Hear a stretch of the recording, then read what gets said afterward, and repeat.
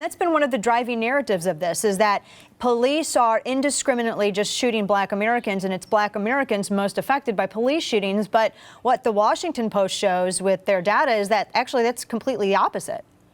Yeah, it's not true at all. There's a study from Harvard University. There's an economist there who's won a bunch of awards named Professor Fryer, and he has come out with the study. And what he found is that actually it's 20% less likely in the same circumstance that police would shoot a black man than a white man. So you're more likely to be shot in the same circumstances if you're white than if you're black. This was supported last year by Professor Peter Moscas over at John Jay College at City University of New York. So we've known for several years that this is true, that the idea that black people are being disproportionately shot by police, that they're being targeted and killed by police, that there's some sort of massacre or genocide of black people by white police officers, that this is absolute nonsense. But that hasn't stopped President Obama from going out there and making claims that are utterly unverified by the data, utterly evidenceless. Yeah, and when he mentioned that in the memorial too, and as you say, I mean, it's not like it's new information. They update the data, which hasn't really changed the overall conclusion in terms of, if you're looking at specific demographics as to who's shot more, and these are justifiable. I mean, we're not saying that the police are going out executing people or anything of that nature, but I mean, these are people who are caught in a criminal act, or they're charging police or something of this nature when looking at the data.